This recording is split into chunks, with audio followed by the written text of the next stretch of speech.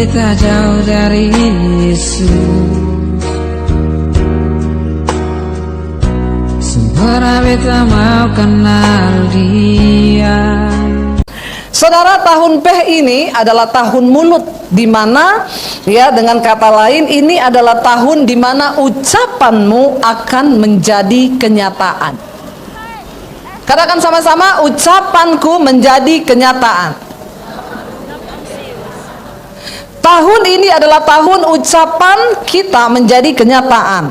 Apa yang kita deklarasikan itu yang akan kita alami dalam hidup ini. Amin. Berarti kalau kita memperkatakan yang baik, janji Tuhan, maka apa yang akan kita alami? Yang baik, janji Tuhan. Tapi jika kita memperkatakan yang tidak baik, apa yang akan kita alami? Yang tidak baik. Percayakah saudara, 90% dari kehidupan kita itu dikendalikan oleh perkataan saudara. Amin.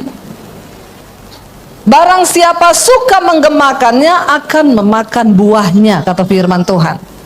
Hati-hati dengan lidahmu. Kenapa? Karena barang siapa menggemakannya akan memakan buahnya. Ini tahun Peh, tahun mulut, tahun penggenapan apa yang kita ucapkan. Percayalah saudara, semua yang kau ucapkan itu akan berbalik menjadi kenyataan di dalam hidupmu. Kenapa? Satu kali Yesus berkata kepada murid-muridnya, kalau engkau pergi dan mampir ke satu desa, lalu engkau masuk ke rumah penduduk yang ada di sana, Yesus bilang, ucapkanlah salam berkat. Kalau orang yang ada di dalam rumah itu layak menerima salam berkatmu, maka rumah itu dan penghuninya akan diberkati. Tapi kalau orang yang dalam rumah itu tidak layak untuk menerima salammu, dengan artian kata mereka dalam keadaan yang tidak berkenan, maka salam berkat itu akan kembali kepadamu dan engkaulah yang akan diberkati. Sebaliknya, kalau engkau mengucapkan kutuk atas orang lain, lalu orang itu dalam keadaan kudus dan tidak pantas untuk dikutuk, maka kutuk itu akan berbalik kepadamu. Makanya Bang Napi berpesan, waspadalah. Waspadalah, amin. Hati-hati dengan perkataan kita, saudara. Apa yang engkau katakan, kata firman Tuhan, itu yang akan aku lakukan. Apa yang menimpa hidupmu itu adalah hasil dari perkataan. Ya, kita baca sama-sama dulu di dalam Yosua pasal yang pertama. Yosua pasal 1 ayat 7, 8 sampai ayat yang ke-9. Yosua 1 ayat 7, 8 dan ayat yang ke-9. Ya, firman Tuhan berkata begini. Kita baca sama-sama saja 1, 2, 3. Hanya kuatkan dan teguhkanlah hatimu dengan sungguh-sungguh. Bertindaklah hati-hati sesuai dengan seluruh hukum yang telah diperintahkan kepadamu oleh hambaku Musa. Janganlah menyimpang ke kanan atau ke kiri, supaya engkau beruntung kemanapun engkau pergi. 8. Janganlah engkau lupa apa? Memperkatakan kitab Taurat ini, tetapi renungkanlah itu siang dan malam, supaya engkau bertindak hati-hati sesuai dengan segala yang tertulis di dalamnya, sebab dengan demikian perjalananmu akan berhasil dan engkau akan sampai di situ saja. Saudara, ayat ini berkata kepada Yosua, kuatkan dan teguhkanlah hatimu. Tuhan berfirman kepada Yosua, ya, kuatkan dan teguhkanlah hatimu dengan sungguh-sungguh, bertindaklah hati-hati sesuai semua hukum yang telah engkau dengar dari hambaku Musa. Ya, janganlah menyimpang ke kanan atau ke kiri. Ayat 8 berkata, janganlah engkau lupa memperkatakan firman Tuhan. Dan bukan cuma jangan lupa memperkatakan firman, yang berikutnya sekarang dikatakan tetapi renungkanlah. Saudara, renungkanlah di sini diambil dari bahasa Ibrani dengan kata haga. Haga itu artinya apa? Bergumam, ngomong sendiri sama dirimu. Saya mau tanya di sini, saudara pernah nggak bicara sama diri saudara sendiri? Yang pernah angkat tangan. Yang tidak pernah periksa ke dokter. Haleluya, ya. Orang normal itu pastilah pernah, entah di toilet, entah di kamar mandi, entah di dapur. Pernah kan saudara berbicara dengan diri saudara sendiri? Ya, saya sering, saudara. Waktu saya lagi takut gitu ya, misalnya setan ngomong ini gini-gini, saya dalam nama Yesus nggak percaya kepada janji Tuhan. Apa yang iblis katakan tidak akan terjadi. Aku harus percaya pada firman. Lalu saya nyanyi, fi hidupku menggenapi firman-Mu. Apa yang saya dengar di hati, saya perkatakan lewat mulut. Ayat ini dikatakan, jangan lupa perkatakan kitab Taurat ini dan renungkan, lalu bergumamlah, ucapkanlah itu bagi dirimu sendiri. Lalu pehlah. Ya, apa itu peh? Perkataan. Mulut, ucapan kita. Setelah kita perkatakan firman Tuhan, ucapkan itu bagi dirimu sendiri. Saya kasih contoh, saudara, kalau bangun pagi, ada pekerjaan di kantor hari Senin yang rasanya berat. Saudara bangun pagi, ada suara yang bilang gini, ih malas banget ya ke kantor, kayaknya tugas hari ini kita nggak bisa kerjain deh. Lalu engkau berkata kepada dirimu, aku percaya bersama Tuhan aku pasti bisa. Itu namanya peh. Dan apa yang kau ucapkan, Tuhan akan menggenapi. Saudara, hidup manusia itu dibentuk dari perkataan. Kenapa ada banyak anak yang akhirnya jadi pemberontak? Karena anak ini sering mendengar perkataan yang negatif dari ibu dan orang tuanya. Ketika ada anak yang melakukan satu kesalahan, lalu kita, memang kamu tuh goblok, tolol, makanya jadi anak itu yang becus. Kalau tahu dari dulu saya nggak lahirkan kamu, saya masukin lagi.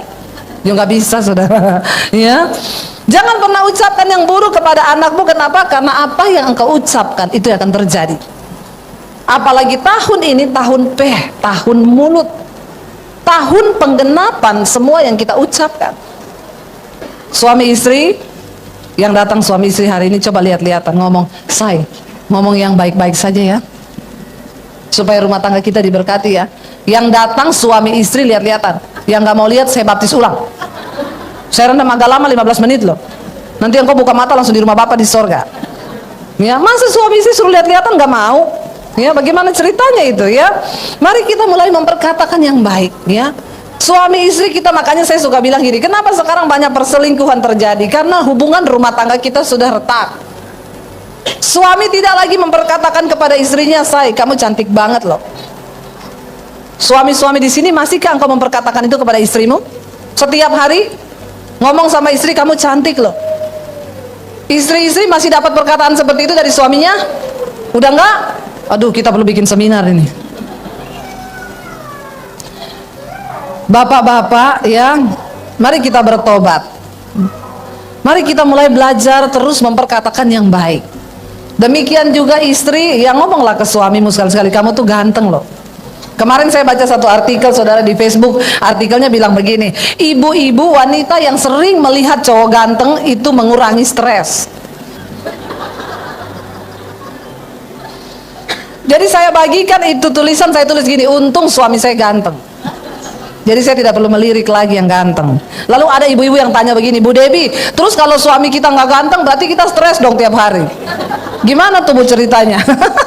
Saya bilang, ibu, disitulah dibutuhkan mata iman dan bahasa iman. Ya, kalau suamimu tidak ganteng, tetap lihat dia dengan mata iman. Agak dikecilin matamu. Lalu bilang, kamu ganteng sayang. Ya, lalu perkatakanlah yang baik, amin. Belajar memperkatakan. Kenapa? Karena di luar sana hari-hari ini banyak wanita-wanita yang bilang suamimu ganteng. Ayo ibu-ibu ya, bapak-bapak juga di luar sana banyak laki-laki yang bisa bilang istrimu cantik. Makanya mari kita dari rumah tangga. Saudara, hari-hari ini saya banyak layani kasus perselingkuhan di dalam rumah tangga. Beberapa wanita itu mulai konseling dan berkata, Bu, suami saya berubah hari-hari ini. Saya udah nggak kenal dia lagi.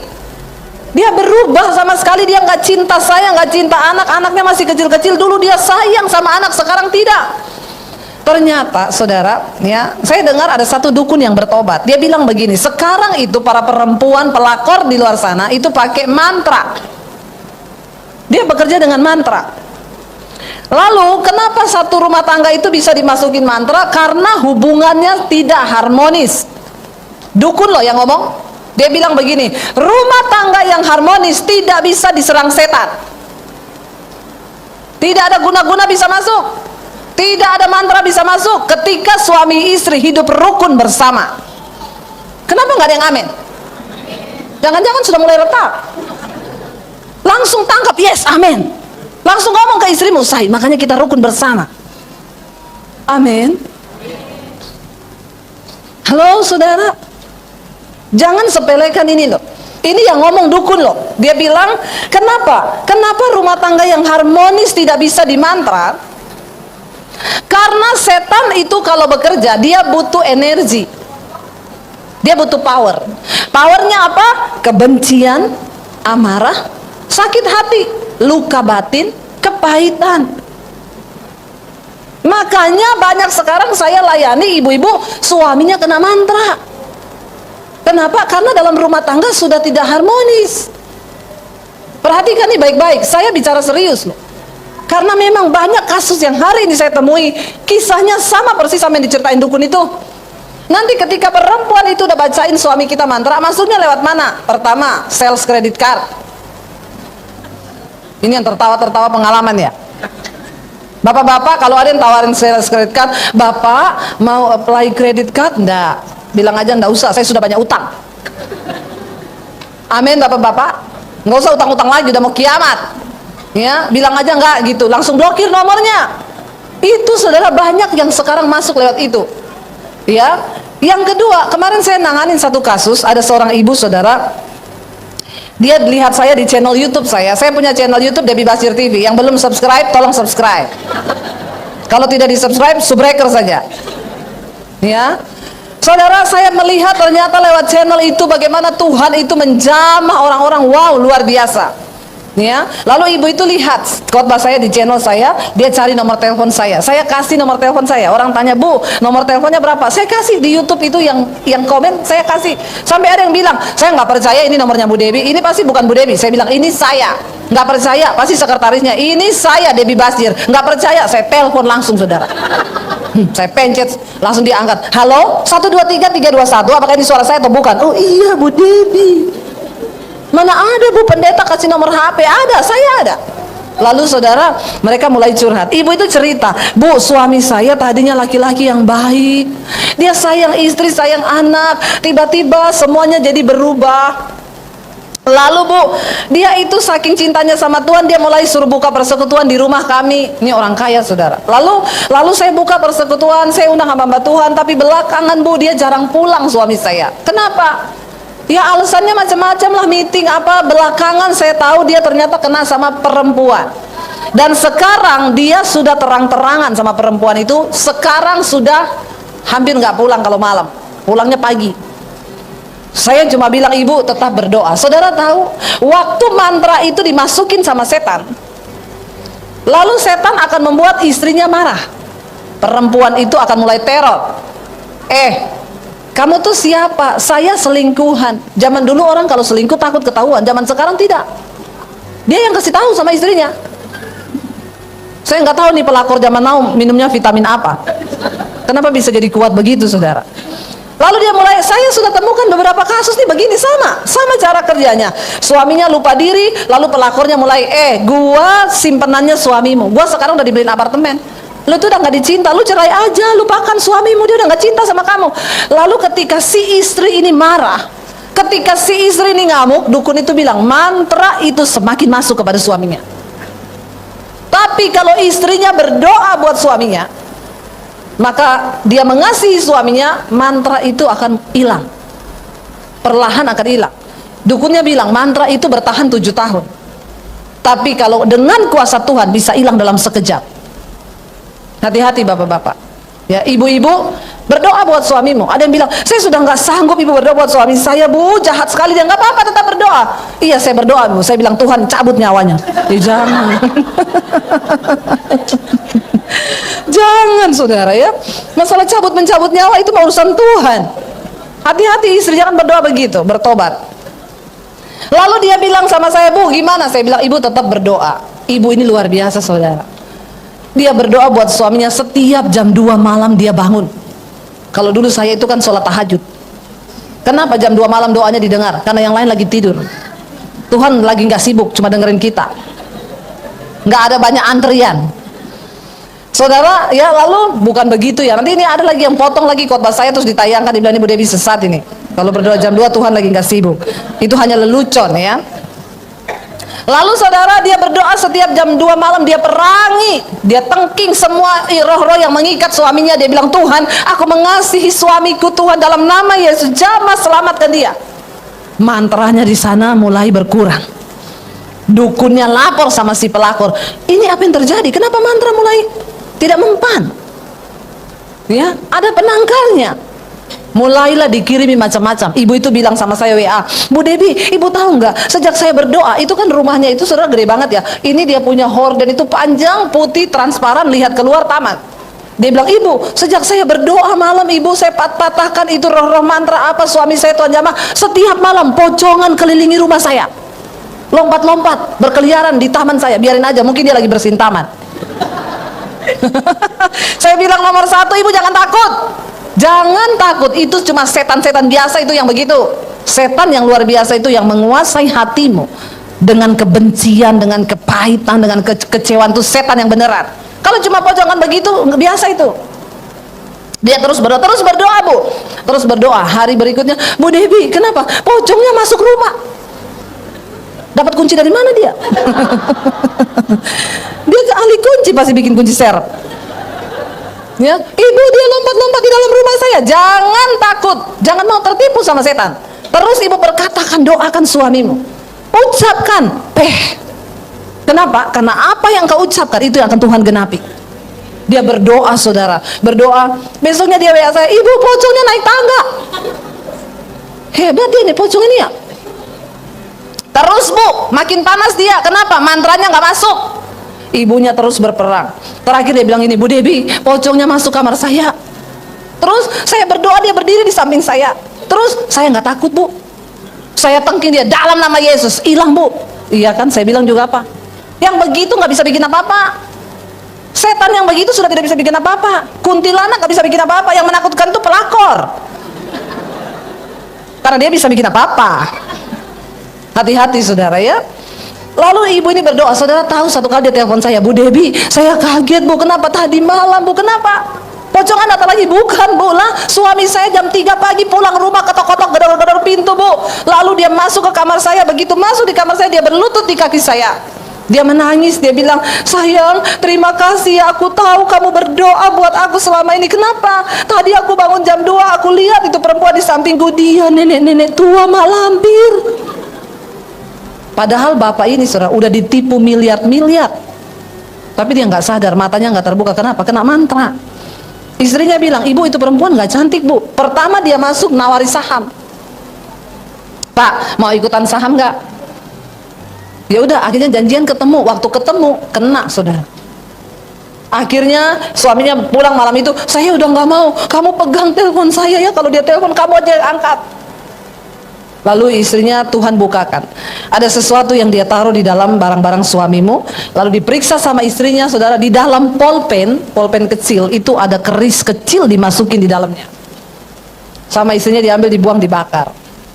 Sekarang setan bekerja hati-hati. Makanya suami istri mulai hidup dalam rukun bersama dan terus perkatakan yang baik. Amin. Setan bekerja luar biasa. Perkatakan, ya. Kenapa? Karena setan untuk bekerja dalam rumah tangga butuh nutrisi loh. Kemarahan, sakit hati, ucapan yang tidak menjadi berkat, yang dibiarkan menumpuk, ya itu akan menjadi luka batin, lalu mulai benci. Tadinya istri masih siapin kopi buat suami, lama-lama udah males. Ibu-ibu yang masih siapin kopi buat suaminya tiap pagi, angkat tangan. Yang masih sediakan buat suaminya kopi, teh, atau jus, atau buah, angkat tangan ibu-ibu. Ayo angkat tangan. Kalau saudara tidak menyiapkan, tidak usah angkat tangan. Kita buka kolam baptisan. Saya rendam agak lama. Yang sampai detik ini masih melayani suami, angkat tangan. Yang lain tidak melayani suami karena kerja. Kenapa tidak melayani suami yang lain? Karena kerja? Atau karena jengkel?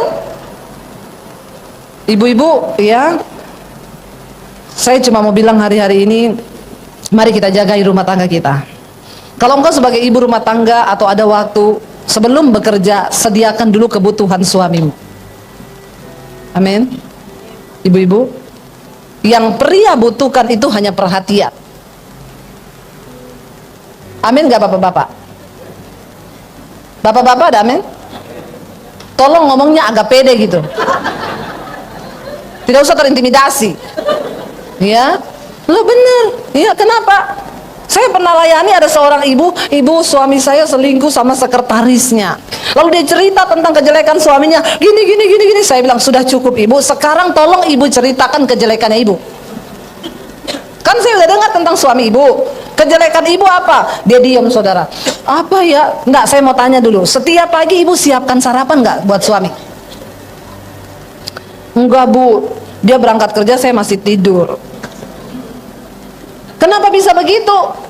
Karena kan saya itu ketemu sama suami saya, dia itu dulu kuliah di Amerika, Bu. Jadi dia termasuk laki-laki mandiri, mandi sendiri, makan sendiri. Dia itu mandiri, Bu. Jadi saya nggak perlu siapin lagi. Nah, kalau dia pulang kerja gitu, ibu siapin makanan di meja. Enggak, orang dia punya warteg langganan di samping rumah saya. Nih ya, ternyata yang jualan warteg Po Inem, cantik. Suaminya datang, halo Bapak, mau makan apa Pak? Makanya suaminya betah ke warteg. Hati-hati ibu-ibu. Amin ibu-ibu. Bertobat nih ibu-ibu ini. Lalu saudara dia cerita, oh jadi setiap kali bapak berangkat kantor, ibu belum bangun. Iya Bu, kan udah dari dulu seperti itu. Suaminya dari mulai mereka ngontrak rumah, sampai mulai suaminya kerja, sampai suaminya jadi direktur di sebuah perusahaan. Waktu jadi direktur di sebuah perusahaan, beli rumah mewah. Lalu keadaan rumah tangga semakin tidak harmonis. Kenapa? Istri di rumah kerjaannya nonton film Korea sama main game. Ini yang terjadi hari-hari ini. Bertobat. Lalu ya ketika dia sudah mulai bekerja di kantor, sekretarisnya cantik. Tiap pagi berangkat dari rumah belum sarapan, begitu masuk kantor sekretaris buka pintu, selamat pagi Bapak, mau minum apa Pak? Kopi susu, susu manis, susu tawar, semua ditawarin. Ya, di rumah istrinya cuek, dia mau makan gak makan terserah. Di kantor sekretaris cantik, harum, seksi, nawari, Pak mau makan apa Pak siang ini? Mau makan dalam atau luar? Kalau luar nanti Neng temani. Mau yang jauh atau yang dekat? Puncak juga boleh Pak. Senin gini biasanya lenggang. Mulailah Bapak makan di luar. Kenapa? Karena yang perhatikan Bapak sekretaris. Dia pulang ke rumah istri main game, ya, nggak pernah tanya, Pak gimana kerjaan hari ini? I love you, I need you, I want you. Jangan tertawa ya. Masih seperti itu nggak dalam rumah tangga kita? Saya sama suami saya sampai detik ini masih kirim-kiriman love loh. Masih ngomong say, aku kangen loh. Saudara masih kayak gitu? Kenapa Anda menatap saya seperti itu? Biasa aja, keles. Ini kayaknya mukanya itu tanpa ekspresi, memang bersalah atau bagaimana saya nggak tahu. Jangan istri hanya SMS suami gini, Pak, uang habis, transfer ya. Itu menyakitkan sekali, saudara. Ya, saya tuh pernah satu kali suami saya lagi pergi, saya WA dia gini, suruh pulang dia cepat say, aku udah masak sayur lodeh kesukaanmu loh, sama empal sama sambel, cepet pulang lah. Dia balas, siap, sambil kirim love gitu, ya. Saya tunggu, saya udah lapar tapi kepengen makan bareng. Jadi saya WA dia, masih lama atau udah deket? Dia bilang udah masuk komplek. Oh iya, saya udah lapar tapi saya tunggu kamu biar mesra kita makan berdua. Tapi kalau suamimu masih di Semarang, gak usah ditunggu, mati nanti, mati. Jangan terlalu alay lebay. Kalau dia udah masuk kompleks ya saya tunggu. Saya udah nunggu di meja makan dengan piring yang terbuka, dengan sendok, dengan sayur, dan saya menunggu dia memuji masakan saya yang enak. Saya tunggu, saya dengar mobil datang. Yes, datang dia. Yes, berdebar hatiku. Masih kayak pacaran kita, beneran. Saya tunggu dia masuk, saudara. Pintu pagar bunyi, oh dia udah masuk. Pintu rumah bunyi. Begitu pintu rumah bunyi, saya dengar, saudara, dia menyapa dogi saya.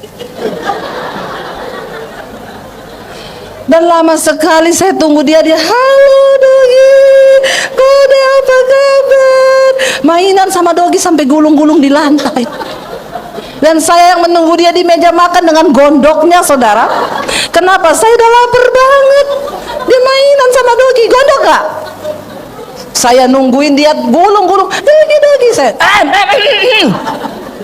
Dia liatin saya, lapar tahu, dari tadi juga saya nungguin malah mainan sama anjing loh. Dia bilang, soalnya dia lucu banget. Emang saya kurang lucu? Ya. Tapi kalau saya mau marah-marah sama dia gara-gara itu dogi, kan saya sama gilanya kan. Masa dogi lebih waras dari saya? Satu kali ada ibu-ibu yang konseling sama saya, Bu Debi, kenapa? Saya mau racunin anjing suami saya. Kenapa diracunin? Astagfirullah, jahat sekali kau, Bu. Jadi gini, Bu, saya tuh benci sama suami saya. Dia tiap kali pulang kerja, saya udah nungguin dia di dalam, dia masuk rumah langsung ke kandang dogi, Bu. Dia mainan setengah jam sama itu dogi. Dia nggak peduli saya dalam rumah. Saya bilang, Ibu, saya kasih tips gitu supaya suami mau berubah. Bagaimana? Jangan diracun doginya. Terus ibu belajar dari dogi. Loh iya kan? Kenapa suamimu bisa pulang langsung masuk ke kandangnya? Mesti ada sesuatu. Ibu intip apa yang dogi lakukan, lalu ibu tiru. Saudara tahu nggak ya? Bener nggak? Daripada dogi diracun, mending kita belajar dari dogi. Jangan malu, saudara. Itu dogi yang punya dogi ya. Kita pulang, tuannya pulang, apa yang dia lakukan? Dia ciumin kita dari atas sampai bawah, dia peluk kita, dia gulung-gulung sama kita, benar nggak? Ibu, besok kalau suamimu pulang, lo benar nggak, saudara? Sebelum dia ke samping ke kandangnya dogi, Bu, begitu dia masuk pintu pagar, ibu cegat dia di pintu pagar, lalu ibu ya, ibu peluk, ibu ciumi dia, jangan dilepas, Bu.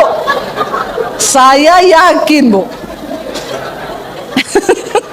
waktu ibu lakukan itu, maka besok suami pulang tidak ke kandang dogi lagi, tapi dia cari ibu di dalam. Amin, ibu-ibu. Maka jadilah seperti ya, jangan sampai dogi lebih waras dari kita. Saya bilang, ibu mau racunin doginya suami, apa untungnya lagi itu dogi tidak bersalah. Ibu yang harus berpikir, kenapa bisa dogi mencuri perhatian suamimu? Benar nggak, saudara? Jangan sampai hubungan rumah tangga kita tidak harmonis. Kenapa? Karena setan sedang bekerja dengan luar biasa. Apa yang engkau ucapkan di dalam rumah tanggamu, jangan bilang, Bu, sudah nggak bisa dipulihkan, kita memang sudah tidak cocok. Bilang, kita cocok. Setiap hari suami istri gandengan tangan. Coba engkau bangun lagi sesuatu yang sesuai kehendak Tuhan. Kalaupun engkau sudah mulai kacau, berantem, gandeng tangan, say, kita berdoa, yuk, say. Kalau dulu kita saling mencintai, kenapa sekarang enggak? Kita pasti bisa bersama Tuhan.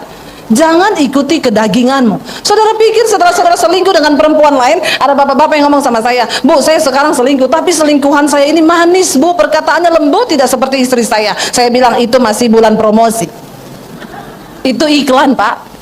Ntar kalau udah masa promosinya habis, lebih galak dari istrimu. Tidak ada yang lebih membahagiakan engkau di luar sana. Apa yang sudah ada, perbaikilah itu. Dengan cara apa? Mulai memperkatakan yang baik. Amin. Tidak ada yang mustahil, saudara. Satu kali ada seorang anak muda yang menghubungi saya dari YouTube saya. Dia bilang gini, Bu, saya nonton khotbah ibu di channel ibu. Tadinya saya tidak tertarik, tapi saya penasaran karena khotbah ibu muncul terus di layar saya. Akhirnya saya klik. Lalu saya mulai mendengarkan khotbah-khotbah ibu. Ingat, saudara, firman Tuhan itu adalah perkataan yang baik yang kita ucapkan, dan itu akan digenapi ketika kita percaya. Dia bilang, saya mendengar apa yang ibu khotbahkan, terutama satu khotbah yang ibu tulis di situ dengan judul Akibat Dosa Tersembunyi. Tuhan suruh saya khotbah tentang itu, lalu saya share di channel YouTube saya. Itu ditonton hampir 100.000. Dan ketika saya tayangkan itu, saudara, saya menerima konseling yang luar biasa, heboh-heboh konselingnya. Saya itu sampai terkaget-kaget, ya ampun, ini orang Kristen ini, astagfirullah, subhanallah, ngeri dosa-dosanya. Lalu dia mengaku, Ibu, setelah saya dengar khotbah ibu, setiap pagi dan malam saya dengar 2 kali. Lalu saya mulai ke toko buku, saya beli Alkitab. Saya mulai membaca firman Tuhan. Saya pengen kenal siapa Yesus yang kata ibu itu juru selamat. Lalu akhirnya saya mulai membaca, dan saya bingung, ibu, sekarang setiap malam ada suara yang datang di kuping saya yang ngomong begini, bertobatlah dan tinggalkan dosamu. Lalu dia tanya sama saya, Ibu, itu suaranya siapa? Itu suara Tuhan. Kalau ada suara yang suruh kamu bertobat, tinggalkan dosa, pastikan itu suara Tuhan. Tapi kalau ada suara yang suruh kamu ke diskotik, jangan sampai gini, aduh saya bete, tiba-tiba ada suara, pergilah ke diskotik, melangkahlah ke sana dan cari penghiburan. Lalu kita bilang, terima kasih Tuhan, karena Engkau sudah meneguhkan niat saya. Itu suara setan. Jangan saudara bolak-balik, ya.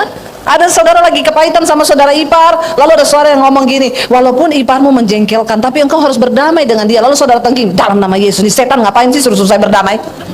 Itu suara Tuhan yang menyuruh engkau taat kepada firman. Itu suara Tuhan, jangan kebalik. Lalu dia bilang gini, Bu, oh berarti itu suara Tuhan ya? Iya.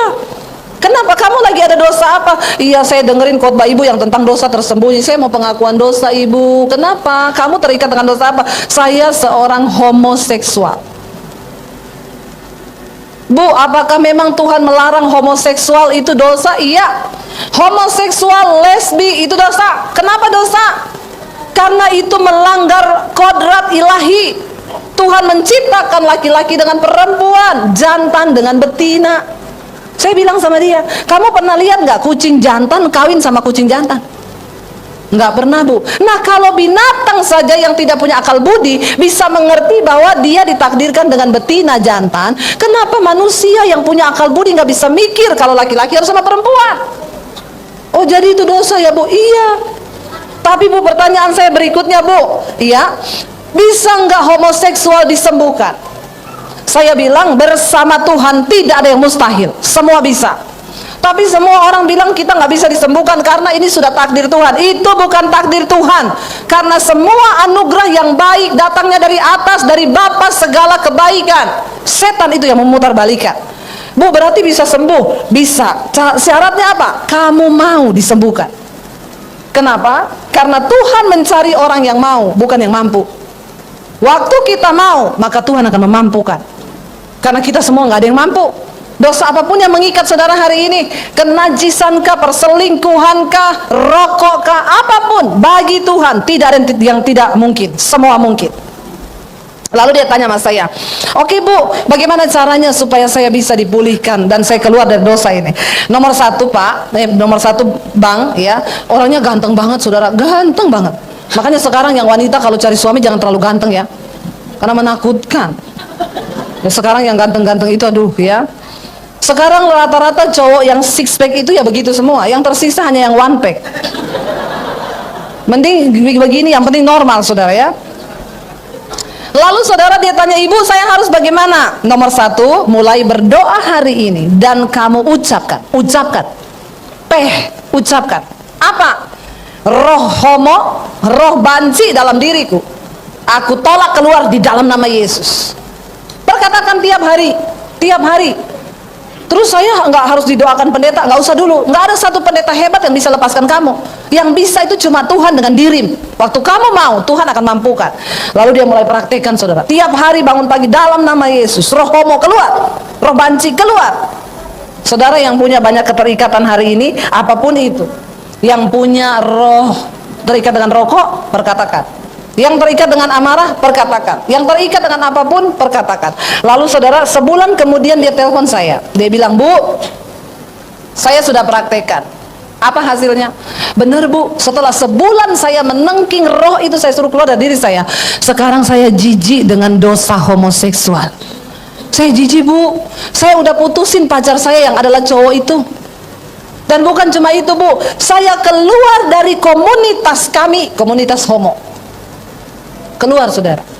Ya sekarang banyak ya mereka bikin komunitas yang begitu-begitu. Ingat dulu yang ketangkap di Sunter sama yang di Pik, cowok-cowok ganteng, udah punya istri semua, istrinya cantik-cantik. Ditanya sama polisi, udah punya istri cantik, kenapa masih main laki-laki? Karena istri kami selalu berpesan, jangan main perempuan.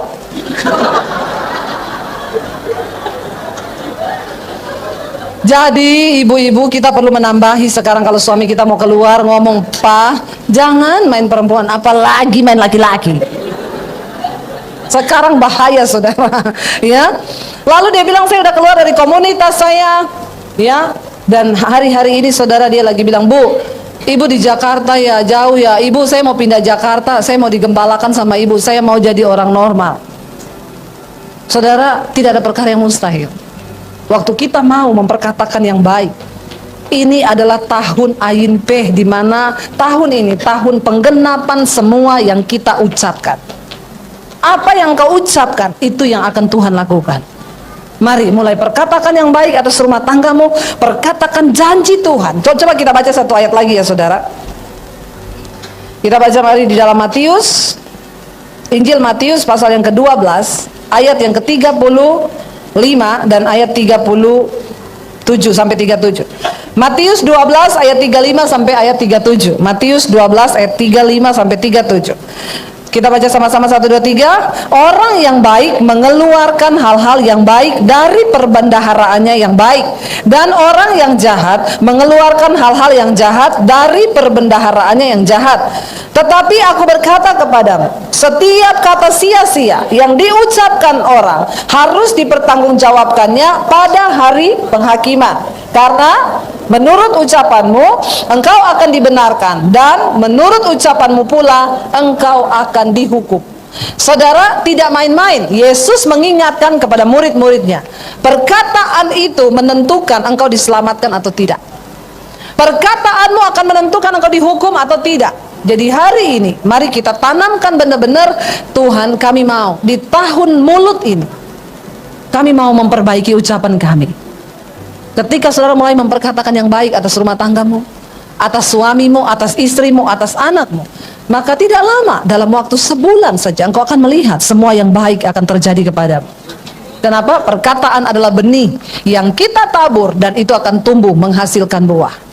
Kali saya berdoa biar kita semua hari-hari ini semakin giat mencari Tuhan. Ingat, menurut perkataan engkau akan dibenarkan, menurut perkataanmu engkau akan dihukum. Setiap perkataan sia-sia yang diucapkan orang, sia-sia loh. Ya, karena itu mari kita mulai sungguh-sungguh berdoa. Saya berdoa juga supaya kita mulai terus bergumam, ya, kayak tadi Yosua. Ya, perkatakan kitab ini lalu bergumam, ucapkan kepada dirimu sendiri, lalu bertindak hati-hati sesuai dengan apa yang kau ucapkan itu. Maka Alkitab berkata, perjalananmu di dunia ini berhasil dan beruntung. Berapa banyak yang mau berhasil? Berapa banyak yang mau beruntung?